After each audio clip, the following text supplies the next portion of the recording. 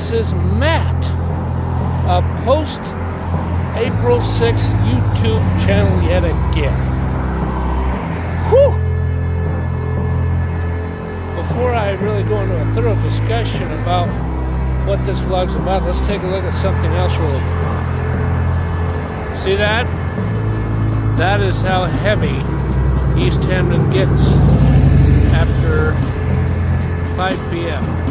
In fact, I've seen it heavier than this. Okay, I'm back. And this part of the street that I'm on, physically on right now, 14 years ago, was the street I was supposed to walk up, not going, but that direction, that way, east. In order to get to my apartment that I had with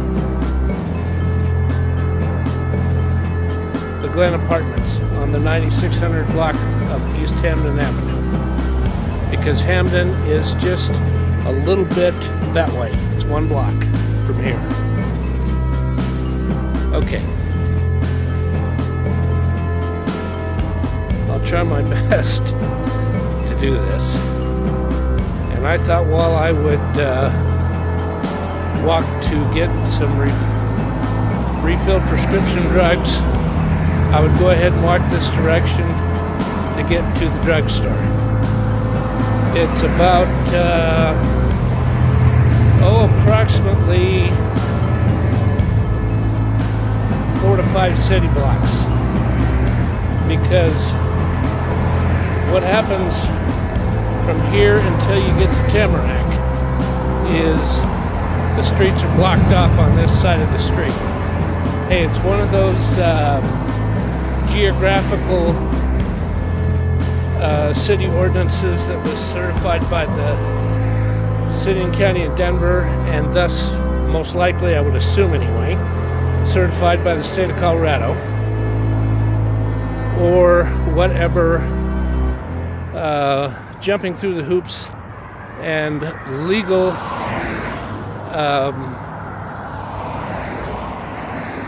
geographical rules and regulations that you have to go through to make this happen. Yeah, because right over here, hold on, look at that. That thing's probably been there for 25 years at least. It's old. In fact, let me get a little closer. That leads to a main power station that is overseen by Excel Energy. Whew, good Lord. Yeah, that's probably 30 years old by now at least. Or maybe even 40 years old. Okay. So I'm gonna keep going this way. And I gotta really watch where I'm going, because sometimes people like to get on their scooters and move real fast this way. And if I'm in the way, they're going to start cussing at me to get out of the way. Okay.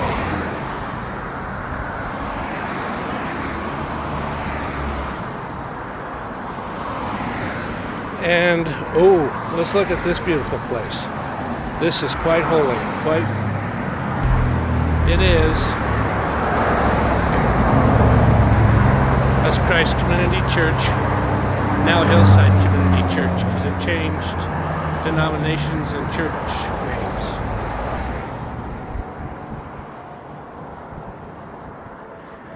Yeah, a man named, I'm not going to say his last name because he may not appreciate that very much, but a bearded man named Pastor Bruce, he's of German descent, or ancestry.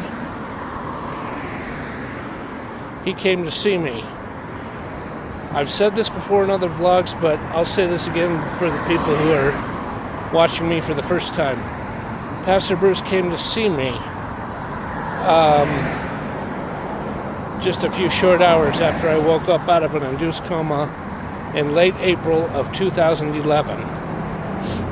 And he knew when he walked in, before he walked in to visit me, that I was going to have a ventilator treatment in my mouth, and that I was going to have what's called a halo brace over my head, and I was going to have a tracheotomy tube sticking out right here where that puncture mark is, right there.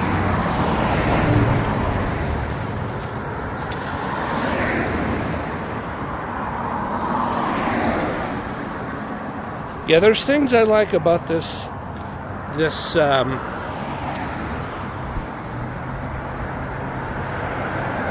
sidewalk, but in a way it's unmessy. Look,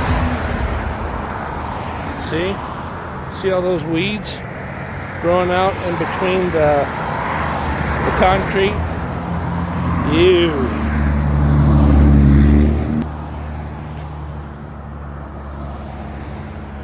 Do a switch here.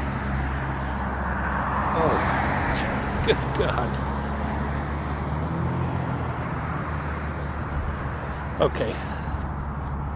I'm doing the best I can with this pop socket, but that's all I got to work for. I know there's shakiness in the background. Okay. And, yeah, it was about this dark. Back to April 6, 2011. It was about this dark outside. In fact, it was at least 10 to 15% darker after 8 p.m. because it'll get like that out here. And I think earlier that day, or there was possible, I guess it would be called foreseen or soon to be coming flow of rain, a rainstorm coming after 8 p.m. is somewhere. It would happen somewhere between 8:30, 9:30, 10:30, 11:30 p.m. of April 6th. Or perhaps it was going to happen April 7th. Sometime the next day between 12:01 a.m. April 7th and 11:30 p.m. April 7th. Because April 7th was a Thursday back then. Okay, I'm going to keep going.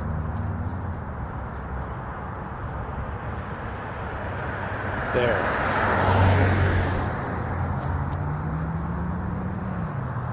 Well, I've already filmed for about 8 minutes, so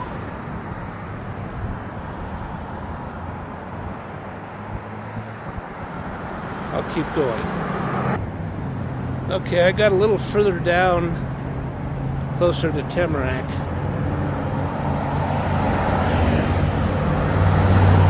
And, oh, I know what else to discuss that would be relevant here. See right over there?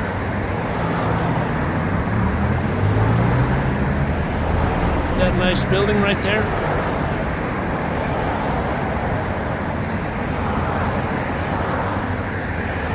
There, that's a broader view. That was the Remington Apartments until no, not me, because I didn't own it, until it changed ownership to what it is now, the Paramount. Yep, I repeat, the Paramount Apartments. Okay, I'm back now. Oh, I had to pick up my bag. And even though the viewer may or may not be interested, what I'm going to do is, after I pick up the prescription drugs, I'm going to go get a bite to eat at Chick-fil-A, and then I have to go to Dependable Cleaners to turn in a really nice dress shirt that I wore with my Halloween costume to get it professionally laundered. And I'm also going to turn in a pair of pants that has a hole in the pocket to have some alterations work done to it. But if they're going to charge me over $30, I'm just going to politely tell them, forget it. It ain't worth the money.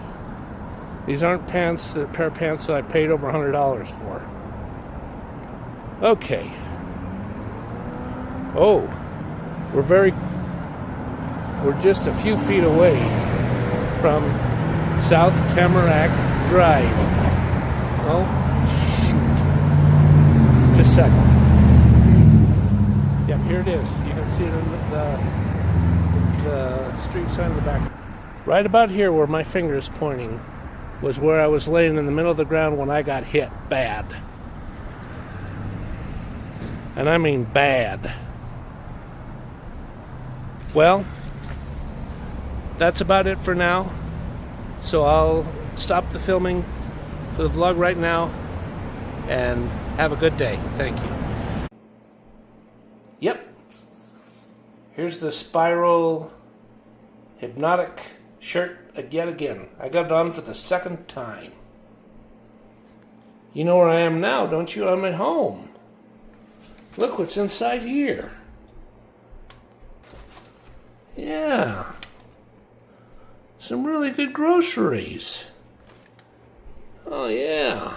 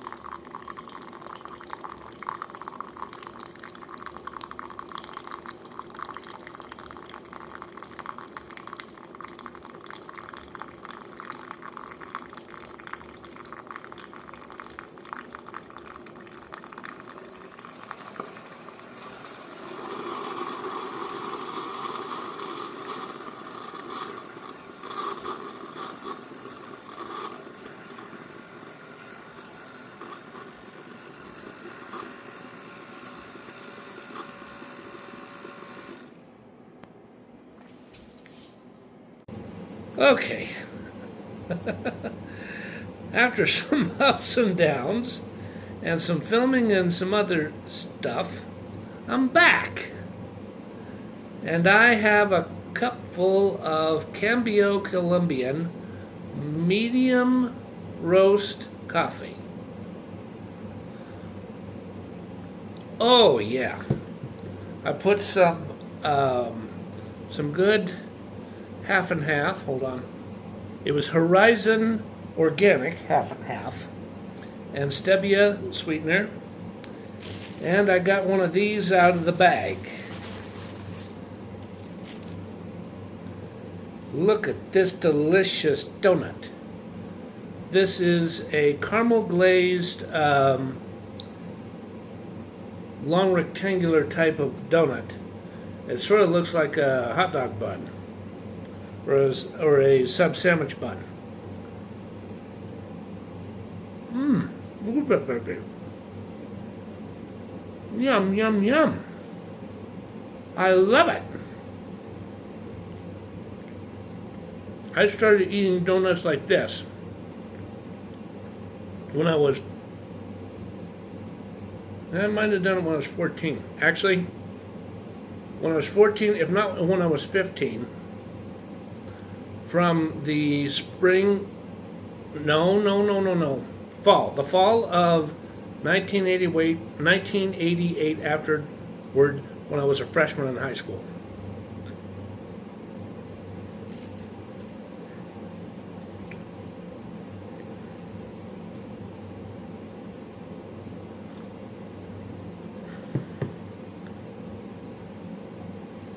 Let's see if my cat wants to lick my fingers.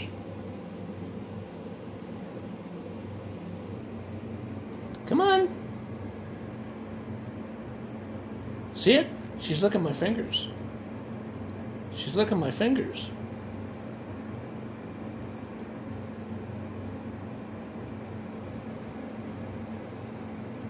Yeah. You great kitty. Ooh. I had to pause to get up to get a napkin. And then right when I returned back to the activity table and the nice office chair that I'm sitting on, a pop-up showed up on my smartphone that the Democrat nominee for governor of New Jersey wins the damn race. And the man who, I don't know how to pronounce his name, the front runner for the New York mayor race, he wins to damn. All I got to say to this guy is, you really better turn the economy around. And don't be thinking like a hardline socialist. You better have the right amount of moderacy and truly experienced and highly astute businessmen on the office of the mayor of New York City staff that will really economically help turn New York City around. Because yeah, there's a lot of money being made there, but there's a lot of areas that are not doing too good at all. I mean, there's a lot of economic blight. There really is. Or I mean, maybe that's wrong, but that's what I've heard from a lot of people, that it's not doing too good out in New York City. It's not just one borough, it's probably all five. Okay, back to being positive and not talking about politics. So let's take one more bite and see how it tastes. I like it.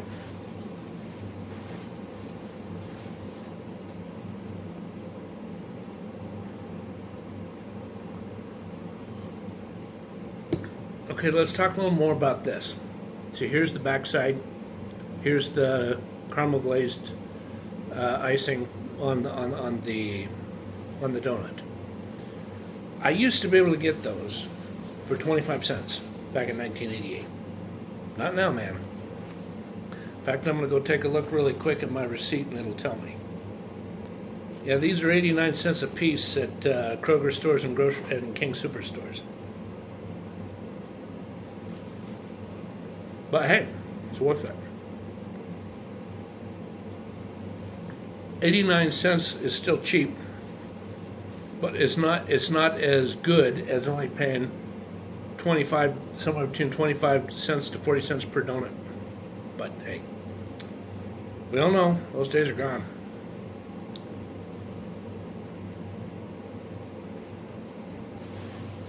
There's parts of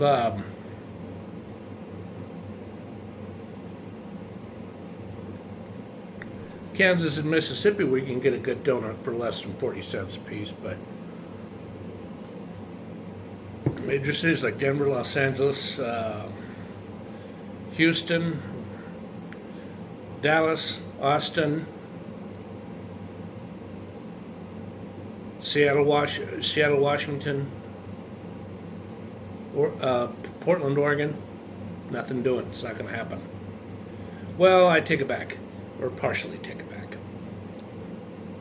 Some will have it on sale for that price for that day because their donuts sales have slowed down over the last 2 weeks, 3 weeks, months, 2 months, and they really want to sell as many donuts as they possibly can, so I don't have to throw them away.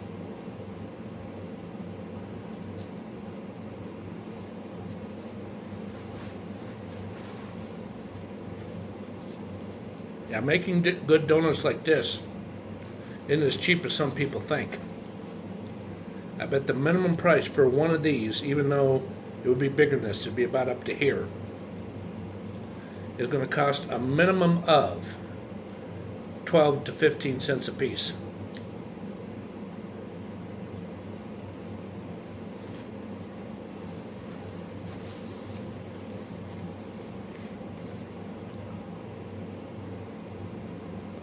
selling them for 89 cents to $1, you're actually making up for items that you have a constitution, or not constitutional, a legally binding requirement to sell for a certain retail price, and you can only put it on sale on a sale price if the manufacturer or the wholesale company allows you to put it at a certain sale price. And something that would go for $1.89, I bet you the suggested retail price of that item is at least $1.39. $1.39 between and $1.89. That's not that much profit. That really isn't.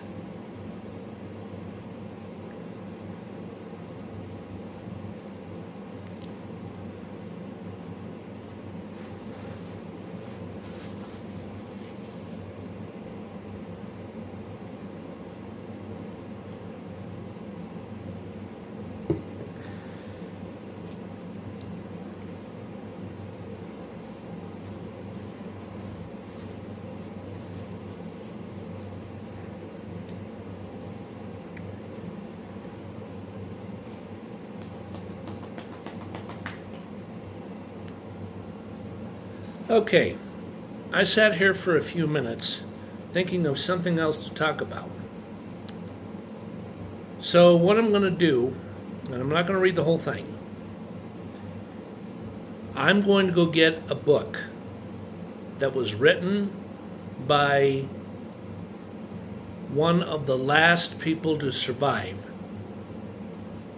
that served time in Alcatraz prison before Alcatraz prison had to be shut down in 1963, about a little over a year after the quite unfortunately successful escape of Clarence Anglin, and I think it was John Anglin and Frank Morris. They escaped in June of 1962. And it's not just a hunch. I have researched this over and over and over again. This is concerning the Alcatraz escape that happened in 1962. I truly, truly believe, without a doubt, they made it. And that they lived quite a long time. Because one of the prisoners supposedly wrote a letter stating that if he could, if the U.S. Marshal's Office or the U.S. Department of Justice or the United States Bureau of Prisons, whichever would be able to have a factor and decide this, that he was suffering from serious cancer, and that he would be willing to do 1 year of prison to serve his time and to make up for what he did, and then he would be released after the 1 year in prison. I strongly have a hunch that it was written by one of the three men that escaped. And I personally also think that one of the guys got killed shortly after he escaped. Some organized crime people bumped him off, and I think it was Frank Morris. But the brothers, Clarence and John Anglin, they lived for many, many years. Now, concerning the book, let me go get it, and I'll start reading from it. There he is. The title of the book is Last Train to Alcatraz. And down below the mugshot photograph of Leon Whitey Thompson, it says the autobiography of Leon Whitey Thompson, former Alcatraz inmate. Yeah, that guy's deceased now, but he lived to be in his late 80s, I'm pretty sure.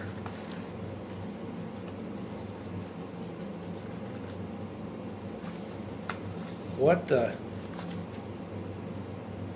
is this doing in here?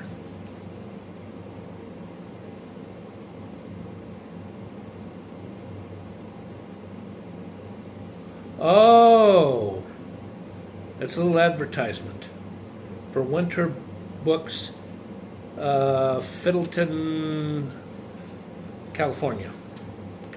And it is autographed on June 18th, 1991. June 18th, 1991. Let me take a minute to think about this. 21 years later to the day of this autograph, I had just started working at Sonic Drive-In. And I was only at Sonic Drive-In for 2 months in the summer of 2012. And I got fired. For the most ridiculous reason I've ever heard in my life. And I'm not going to say too much of anything more, but all I got to say is the woman who was the front-end manager named Jolene, she's really got issues. And she was 28 and she acted like she was at least 60. She was like, 28 going on 65. She's one of those types of people. Okay, why don't I start reading the book with the author's note. And it says, writing this book had been one of the greatest challenges of my life, for I never went past the 6th grade in school, and I received no formal education either in or out of prison. What that means is in 6th grade, because back then you could get away with it a lot easier then versus now. He didn't go to school any longer because he wanted to do some work to support his family, or he was, in a children's home, or he was not with his parents, or his parents didn't care if he was being raised by his actual parents, and they just said, okay, you won't go to school anymore. Something. Okay, so I'll continue reading the author's note. Last train to Alcatraz was the idea of my wife, Helen Thompson. And it was she who encouraged me to write the book. Together in 1980, we started this long project, and getting it down to paper proved to be a painstaking chore. Each day we put in 10 to 16 hours, and the work was tedious and tiresome. After 8 years of work, we realized our manuscript was much too long for publication, and decided to divide it into 2 books. First, Last Train to Alcatraz, the sequel, The Merry-Go-Round. I didn't know he wrote 2 books, okay. The writing of these books were done with a ghostwriter or professional help. The typeset was accomplished by my wife, assisted by my friend John Rayner. And John's name is spelled Jon instead of John. I designated the cover and the layout, and the sketches throughout the book are my own. This is a true story of my life. Every incident actually occurred, and all the characters are real, although some of the names have been changed. Leon Whitey Thompson. That's a pretty honest statement, and I think that's pretty concise and does make perfect sense. Okay, so now I will read the acknowledgements. I want to thank the following people for their help and encouragement. Dr. William Foote, who, and it's spelled F-O-O-T-E, or Foot, who believed in me from the beginning.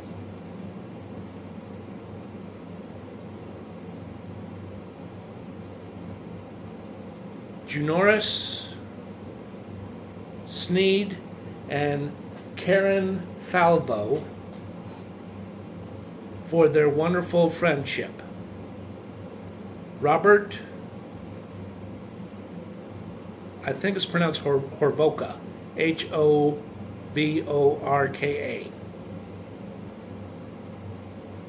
for his patient help with the computer. John Martini and the National Park Service for their help and cooperation. Jerry Hackett, Dan Brown, and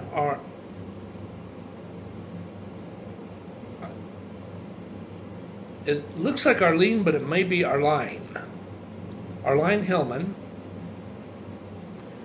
who have helped me more than they realize. Vance Hood, oh, that's a neat name. Just a second.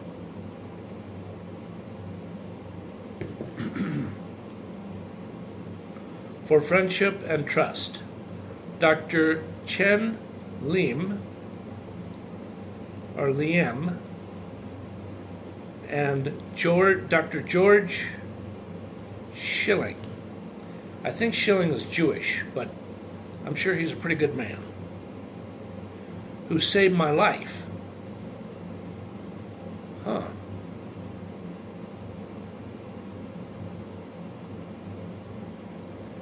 Ray and Tilly Garcia, who are always ready to help me. Jeff and Carol Perkins, true friends. Captain Bill, I think it's pronounced Brazil, B-R-A-Z-Z-E-L, of Stockton, California Police Department, for his spiritual guidance. Oh, wow. Hell of a guy. Personal note. Steve Carney for his words of wisdom. Jerry Evans for his understanding. A very special thanks to Howard and Janet Stocks, two friends that are always there. Larry Dean Johnson, a real friend who passed away Sunday, November 27th, 1988. Ooh. I hope that guy had lived past 50 years old. He was the manager of Molly J's restaurant on 12300 Ione Martell Road, Martell, California. Larry was always trying to get me publicity and recognition. I had the honor of knowing him for 1 year, but to me, it was a lifetime of friendship. Well, that's a very kind remark by Whitey. He is sorely missed. I would like to acknowledge all of my friends, but space does not allow. I think what he means is he didn't want to mention all his friends because that would take way too long to explain, and it would irritate the reader. Last but certainly not least, I want to thank the man above. He never gave up on me. He has been within me all my life, and he is within my heart today. I'm pretty sure he means Jesus Christ, or God the Creator. I'm pretty sure of that. In fact, I think that's what the Lord said to me too.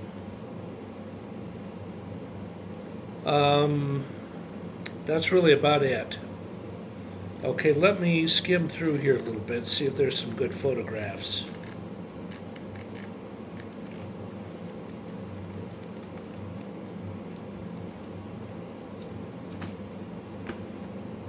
Oh, I did find some things.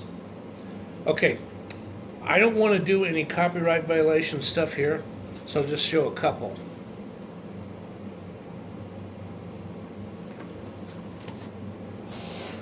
That's a t-shirt apparently, look. If you look at that right there, that looks like a belt on a pair of pants. That looks like a t-shirt to me.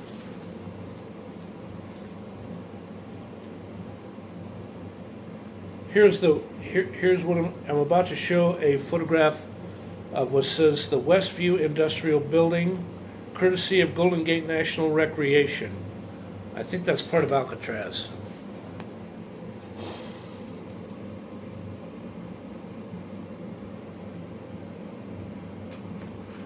Okay, just a couple more.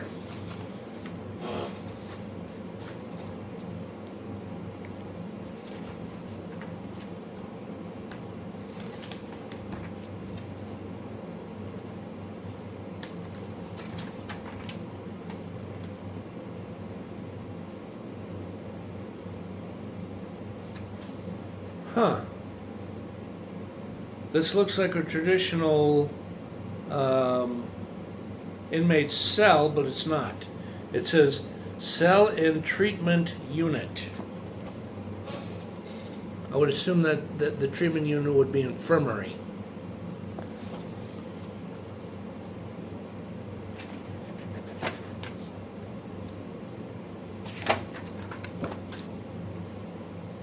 Okay, this last one, I believe, was how Leon Whitey Thompson looked up until the last years of his life and before he passed away. He looked about like that.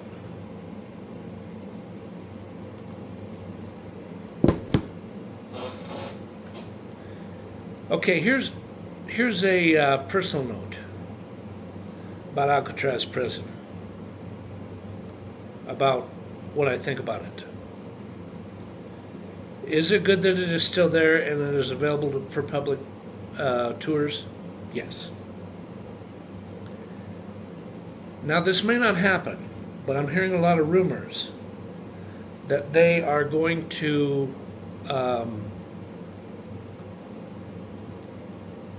temporarily shut it down because they're going to have to do a lot of renovation work and turn it back into a federal prison. Allegedly, President Trump wants to do that. And if he wants to do that, that's fine with me. Because we need more prisons. There's too many people committing crime. Too many. And the other thing is I have on and off had some story ideas that would concern the prison itself. One is a story idea about a guy who's the worst offense he's ever committed was a couple of tickets for speeding his car a couple of times. And he gets a special permission from the U.S. Department of Interior because that building is something that is a I guess would be a tourist attraction or a for-profit enterprise of the U.S. Department of Interior. It's not private. It's not a private corporation owned, or privately owned by a corporation, or small business. And what he does is he goes to sleep in a cell, and he is allowed out to go use a public restroom. He is allowed out to, if he can't sleep and he just wants to walk around and get himself tired again, they'll do that for him. And he is also granted permission to have certain snacks that will be given to him by the security officer that does overnight security of the place. Because I haven't heard whether they have somebody there, but I personally think there's a strong hunch that they do have a on-site armed security officer in there. If it's not one, it's there's at least two. And they should have someone like they're doing that. I mean, that's the way it should be. That's fine with me if that's what's going on. And if it's not going on, they really need to have at least a couple of guards. You know, one takes one area and another guard takes another area, and then they switch. And so he sleeps there, and he gets a really good night's sleep, because by the time he gets to bed, the last couple of nights before that, he only slept about 4 or 5 hours a night. And he's really pooped. He's really got to sleep. And he lays down in the bed, and he just really sleeps for at least 8.5 hours. And they go into the bed, and they generally wake him up. Come on, sir, wake up, and he wakes up. He says, okay. He says, you know what the rules are. Why don't you follow me to the restroom if you need to go really quick, and then after that we're going to have we're made some really nice breakfast for you that has been made by a good restaurant, and it's about to be delivered. And then he goes into the bathroom, and he doesn't take a shower, but he brushes his teeth and he shaves to get all the stubble off his face. And he washes his face, then he shaves, then he brushes his teeth. And he puts on all his clothes, because he was in a bathrobe and undies and a night and a undershirt.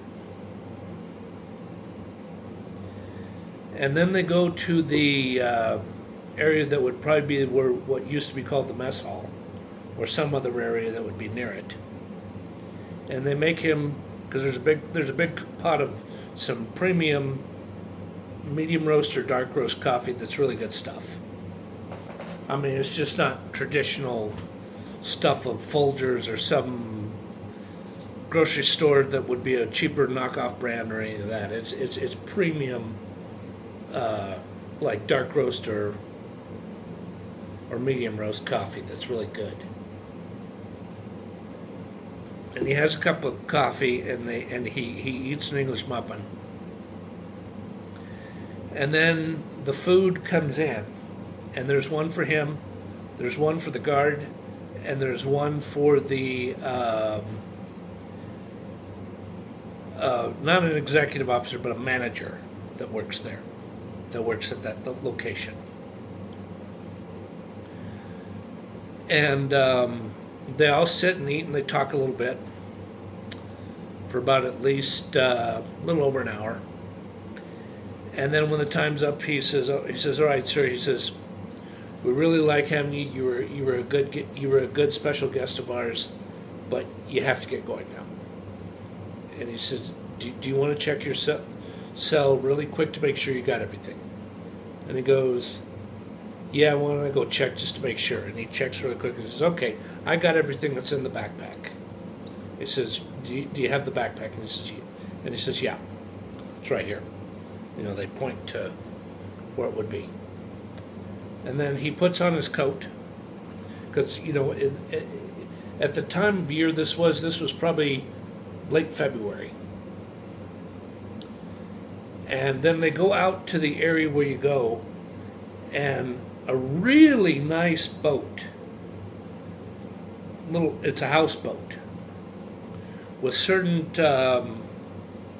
I think it would be CDOT, or CA dot, or U.S. Department of Transportation would be on there. And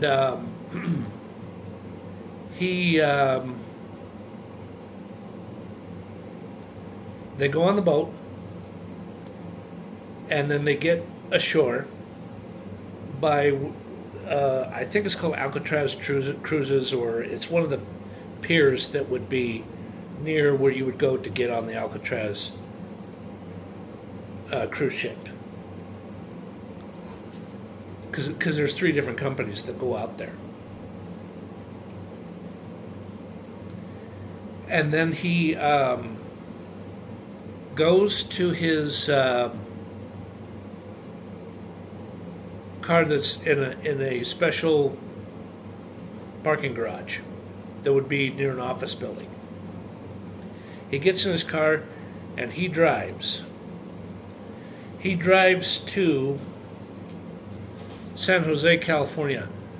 I think the distance between San Francisco and San Jose is at least 70 miles. I could be wrong on that, but I'm pretty sure it's 70 miles. And he goes over to his really nice, his really nice apartment building.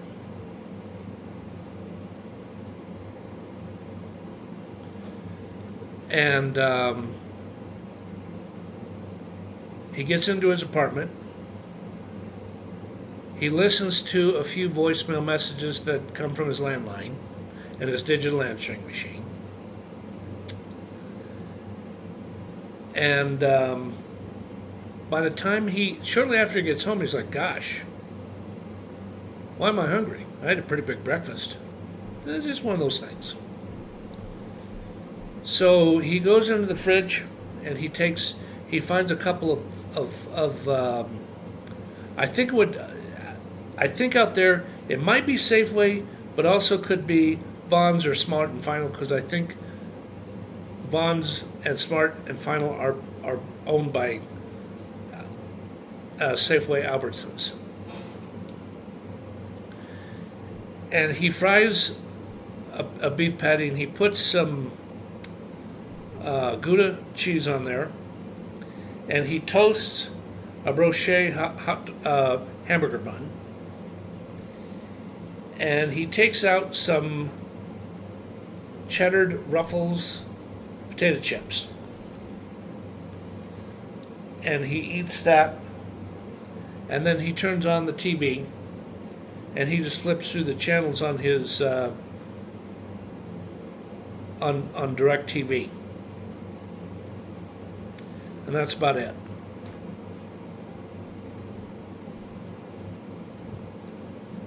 Here's another story idea I have.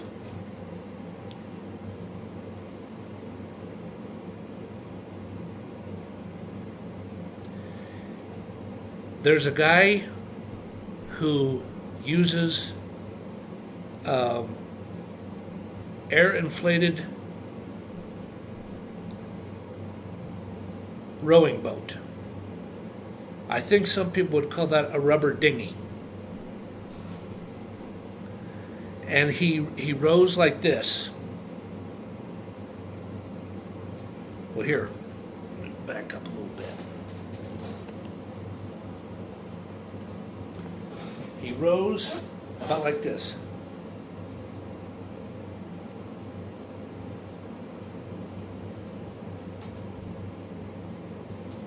And he gets to Alcatraz,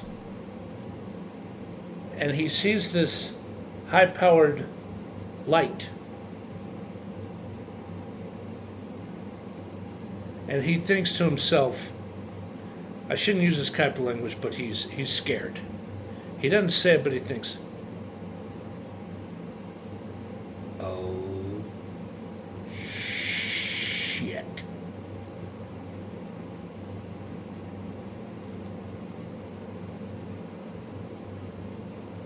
I could be arrested. I'm not going to try to race out of here because they're going to come after me. I'm just going to stay there. Now what he does is he puts his hands up really high like this.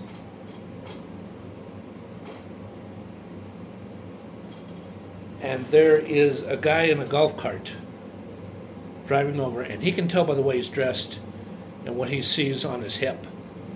He's an armed security guard. And then when he gets to a certain area, he sees the officer go like that. And he rows over there, and then when he gets to a certain point, the guy goes, stop. And he says, hi, officer. I wasn't going to enter this place. He says, I know you weren't. It's like, well, am I in trouble for coming up here like this? Not this time. So then I'm free to go? He says, not just yet. Okay, well, I'll cooperate. What do you want me to do? He says, carefully open. He says, carefully. Oh, God. Slip the tongue. He says, all right, carefully reach for your wallet or wherever you have your California or state ID or driver's license and show it to me.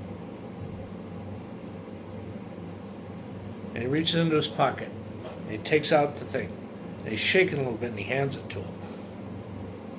He says, is this three? And the officer says, is 3680 East Filbert Place, apartment or unit 114, San Francisco, California, your current address? He says, yes, I swear to God, I still live there. In fact, I got something in my billfold, and he goes, I believe you. He says, just a minute. I need to get out the smartphone and photograph this. And then he says, and then I said, am I going to get a ticket? And he says, nope. You don't got to worry about that. But I have to give you a warning. This is the security officer telling him that. If you ever come over here again like this, we're gonna chase after you if you try to get away, and we're gonna grab you and we're gonna handcuff you. And if you're handcuffed, you are looking at spending 90 days to up to 2 years in federal prison. That's not a threat. That's a promise. That's the law. That's a federal law. Do you understand what I just said to you? He says, yes, officer. Yes, officer.